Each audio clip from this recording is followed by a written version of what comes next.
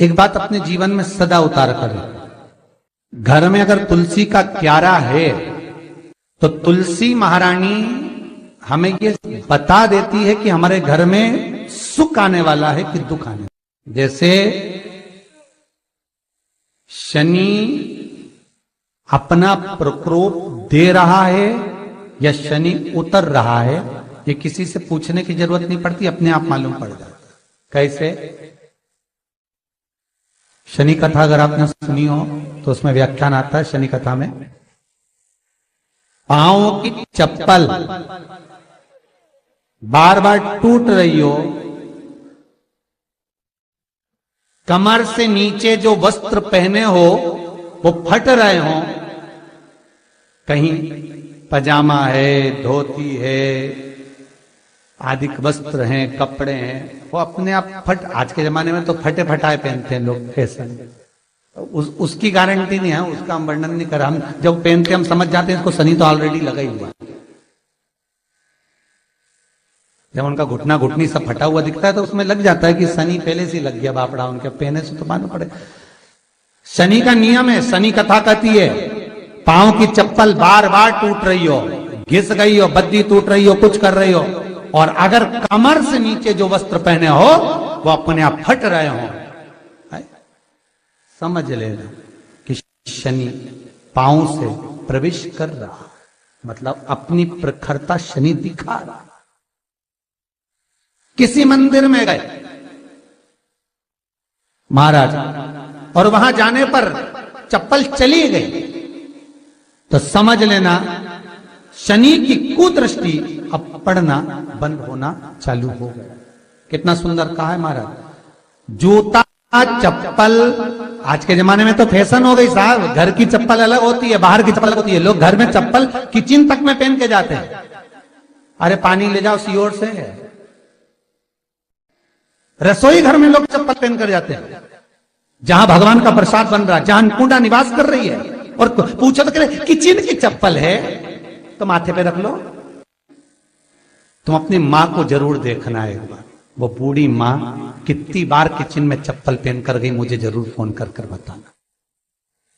बूढ़ी मां रसोई घर में आज भी बिना चप्पल के जाती है, और बहुओं की कहीं एड़ी नहीं फट जाए, ठंड नहीं बैठ जाए, इसलिए ये रसोई घर तक में चप्पल पहन कर जाती है।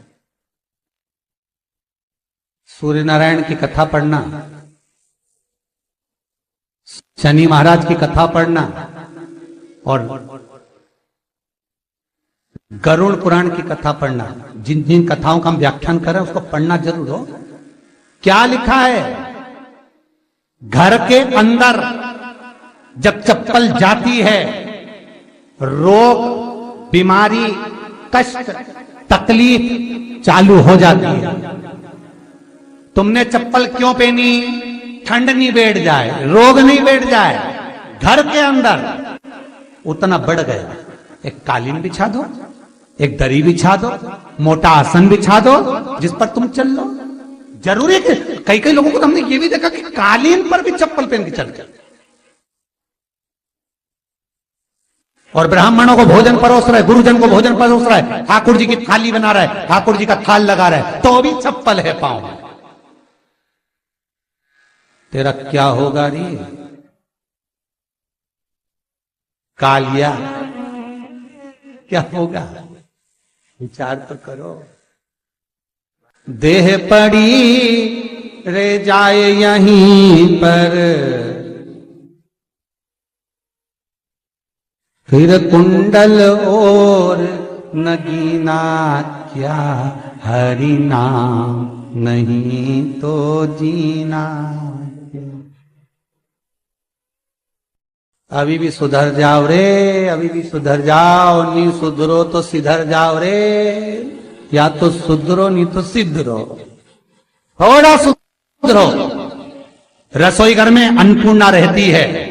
रसोई घर में शिव महापुराण की कथा कहती है, जब भगवान शंकर को मां जगत जननी भोजन करा रही थी, शंकर जी ने वर मांगा था अन्नपूर्णा से। ए अन्नपूर्णे, तुम मेरे घर के बच्चों का भरण पोषण कर रही है। इस मृत्यु लोक में जितने मनुष्य जन्म लेते हैं ये मेरे पुत्र कहलाते हैं। तो अन्नपूर्णा ने कहा चिंता मत करना भोलेनाथ, जिस जगह पर एक स्त्री बेटी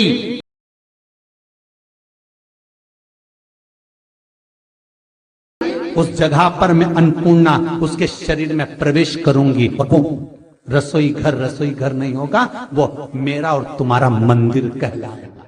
अब मंदिर में चप्पल पहनकर भोजन का निर्माण करना ये श्रेष्ठता है।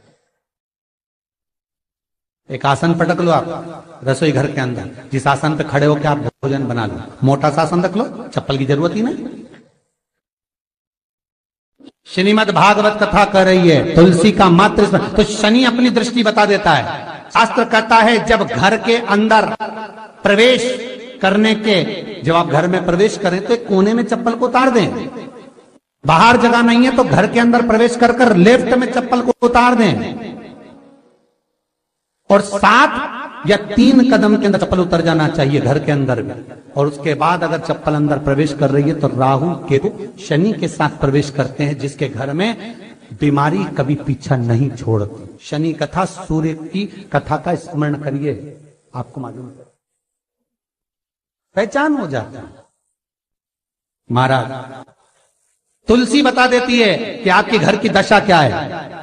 बार बार जल डालने के बाद भी तुलसी सूख रही है, बार बार आप पूजन कर रहे हैं, पाठ कर रहे हैं, तो भी तुलसी के दल सूख रहे हैं। तुलसी बता देगी कि तुम्हारे घर में तकलीफ आने वाली है, कष्ट आने वाला है, सूख रही है। किसी ने जरूर कुछ ना कुछ ऐसा है कि इसमें घर में कुछ तकलीफ आएगी, तुमने लगाया फिर सूखी, फिर लगाया फिर। तुलसा महारानी बता देती है कि कष्ट है, और जिस गमले की तुलसा घेर घमोर हो फलित समृद्धि खुद बढ़ती चली। जिन शंकर भगवान को आप जल चढ़ाते हो, जिन ठाकुर जी से आप लाड लड़ाते हो, जिन भगवान कृष्ण का आप स्मरण करते हो, राधा रानी का आप नाम जाप करते हो, जिस परमात्मा का आप भजन कर रहे हो, कीर्तन कर रहे हो, नाम जाप कर रहे हो, नाम स्मरण कर रहे हो, उससे तुम्हारा एक संबंध होना चाहिए, एक रिश्तेदारी होना चाहिए।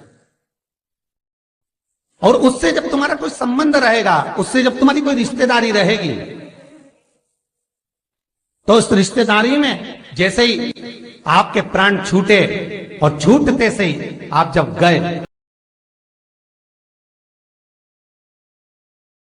ये संबंध है, वो मेरा पुत्र, वो मेरा भाई, वो मेरा बेटा, वो मेरा सगा, वो मेरा रिश्तेदार, वो मेरा कुटुंबी, वो मेरा पुत्र, जब कहोगे तो तुरंत प्रवेश हो जाए।